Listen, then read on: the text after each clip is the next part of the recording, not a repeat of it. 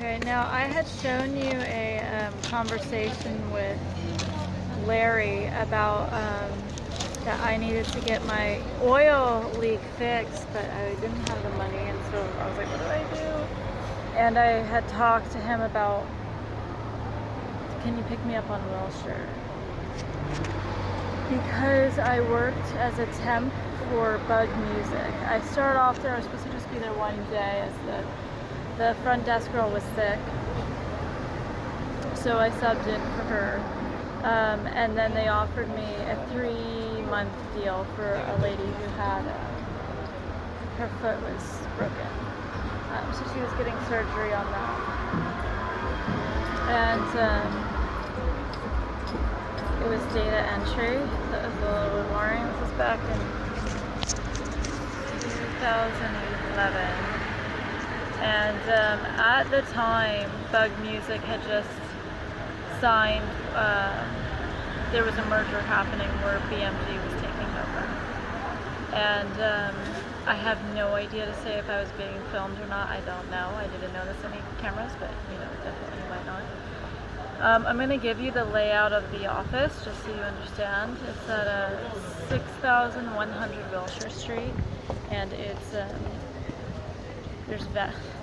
there's necessary required valet at the bottom, which is exactly why I had to get my oil fixed, because valet was giving me shit for the leak. They're like, you're leaking on our thing, you can't have it. And I was like, what? I'm not walking. What do you want me to do? You like require a valet? It's kind of shit. So there's valet at the bottom. There's different offices. It's not just one. It's not the whole building. It's not one thing.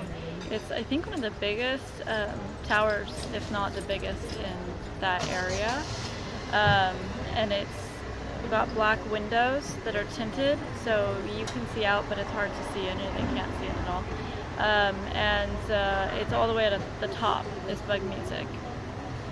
So they give you a laminate and you scan it, you go into the lobby, and you can get in without the laminate, but to use the elevators you have to have the laminate.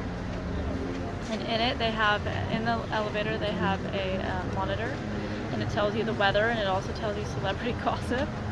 I learned more about Paris Hilton than I ever knew before just from that elevator ride. She was like constantly on that thing.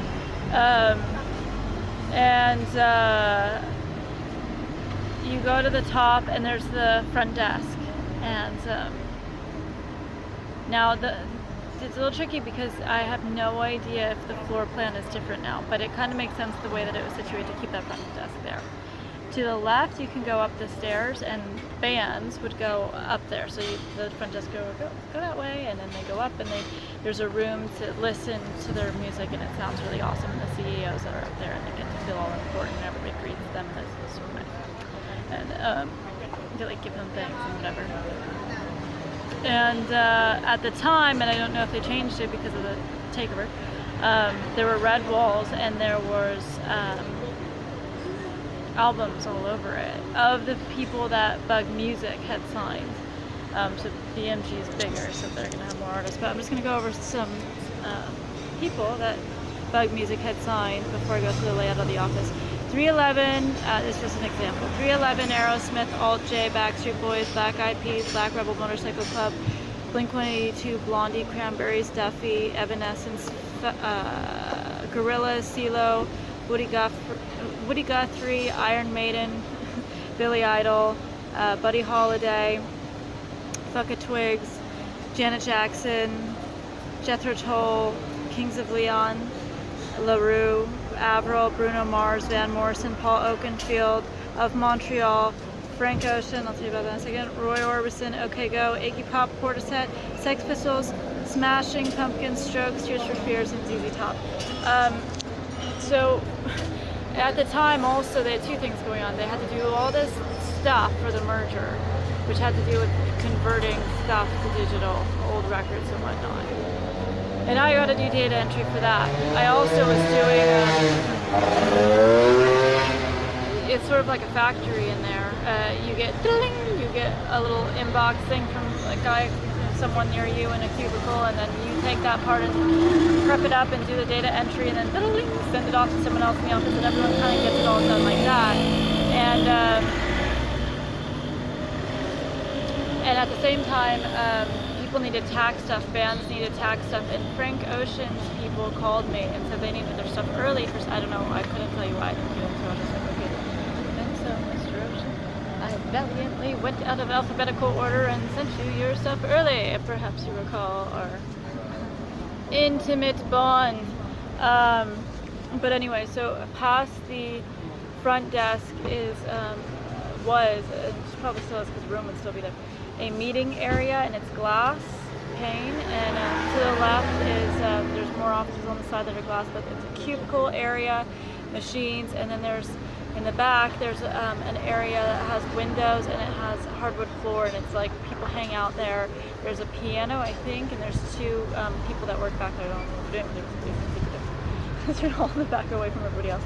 And then there's more machines if you keep going around, and if you keep going around, it continues back into important people's offices with not see-through glass, and then there's more cubicles.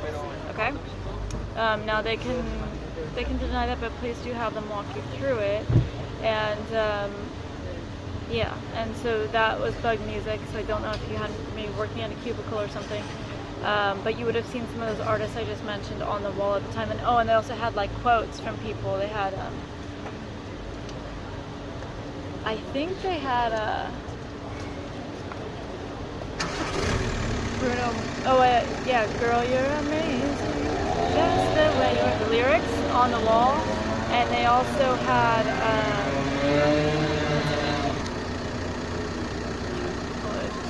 I think they had lyrics of Walk the Line, actually originally a June Carver song, but Johnny Cash.